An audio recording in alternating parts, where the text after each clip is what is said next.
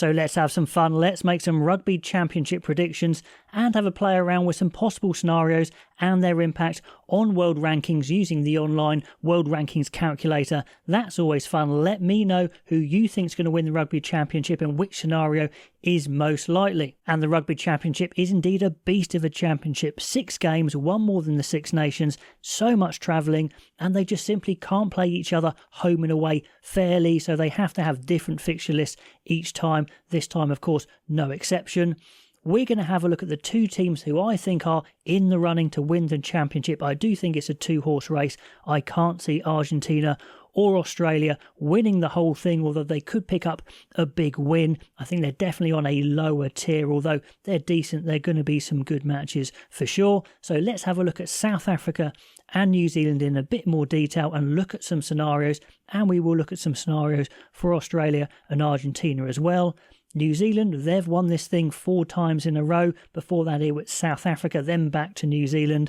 But South Africa, they're world champions. They've had a mixed July, shall we say. They played well in places, definitely run out of ideas in places. Did look like a side that was still finding new systems, which is fair enough. But of course, losing that last test against Ireland was a bit of a morale blow, but I'm sure they'll bounce back. They definitely showed so much strength in depth there, depth of talent. Let's have a look at their fixture list, and they start away from home twice in a row to Australia. So that is a big one. If they can win those 2 games, which they'd hope to, but they are away from home, they're off to an absolute flyer. Then they play New Zealand, but crucially, they are both at home. So if they win those first 2 games, I think they are probably just about the favourites for the Rugby Championship. Then they go Argentina away and then 1 at home. So a pretty good fixture list, to be honest, all depending on the start, as it always does in these tournaments. I think probably a 5 out of 6 wins is a decent turnaround for South Africa. It's going to be a close Rugby Championship, but those 2 home games against New Zealand just tip them over the edge to favourites, although there are some big potential injury misses, although I'm recording this video a fair bit before the Rugby Championship, so there could be change in injury status, but it looks like Mostert and Marks are going to be out. Maybe Kitshoff, Peter Steph Toy are going to be fit. Jasper Wiese's banned for a little bit.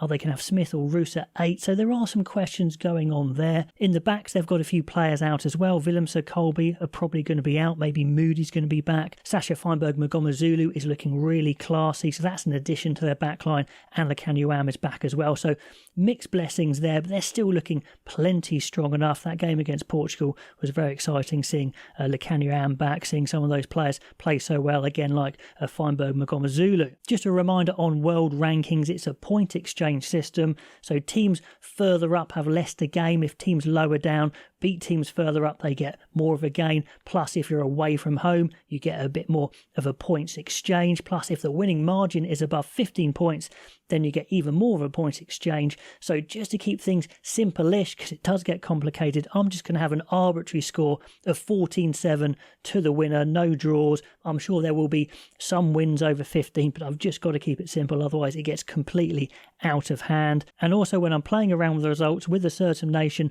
I'm going to say that the other games go to New Zealand or South Africa if they're involved against Australia or Argentina, and Australia and Argentina share a win. So I've had to try and keep some things constant. It's definitely not perfect, but it's not a bad representation of what could happen. So that being said, what would happen if South Africa get a clean sweep? They win all their games, they obviously stay number 1 and they gain 0.77, no rankings changes, but they solidify themselves as world number 1 and of course win the Rugby Championship. My realistic prediction scenario is they drop 1 game maybe, possibly one of those home games against New Zealand, although it could be another away game. They win the rest, that's a loss of 1.8, which is enough for them to slip out of number 1 slot to number 2, with Ireland leaping above them without even playing. So that's a danger for South Africa. They only really have to slip up once and they fall out of that world number 1 spot and maybe lose the Rugby Championship, but they could well win the Rugby Championship with 1 loss, of course. Now, for a really bad Rugby Championship, and they're too good to lose all their games, so I'm saying a bad championship would be losing both games to New Zealand and then 1 each to Australia and Argentina, maybe losing to Argentina in Argentina, say. That creates some big changes, with New Zealand shooting up to world number 1 and South Africa dropping 2 places to 3rd with a massive drop of 5.75. But yeah, my overall prediction is, with the talent pool they've got, and if they can get their units together, I think they've got enough to win this Rugby Championship, to take the winning streak away from New Zealand. If they just add a little bit to their attack, get that offloading as well as their huge physical game, I think they're going to win this thing. But anyway, it's just predictions. Anything could happen. Let me know if you agree. Then on to world number 3 New Zealand, who I'm saying are the other contender for this championship. And it's a completely new team, as we know, coach-wise, systems-wise, and that showed big time against New Zealand, probably with the worst coordinated team performance I've maybe ever seen from New Zealand, but they still won.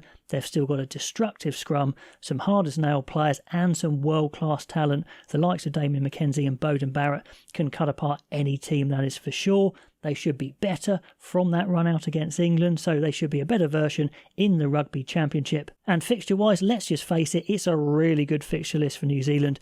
2 home games, and both against Argentina. They should win both and have more and more practice as a team. And even if they match Ireland's achievement and win one of those matches against South Africa away from home, they stay 3rd, but they do narrow the gap, of course. But also, as we've seen, there is a path to world number 1 if they win both those games away to South Africa. They probably win the Rugby Championship as well for the 5th time, and they're sitting pretty as best in the world on the Rugby World Rankings. And even if it goes really badly for New Zealand, they probably stay at number 3 because France is so far behind them. So plenty to play for New Zealand. Then going on to Australia and Argentina, I don't think they're going to win it, but some interesting scenarios. I mean, Australia, world number 9, they've shown some more cohesion under Joe Schmidt versus Wales, that is for sure. But they're definitely short of star power. Maybe Valentini's the only guy I can think of. If they select Skelton back in their squad, maybe that's another one. But they're going to be a good team. But if you think the likes of Gordon and Lolosio at halfback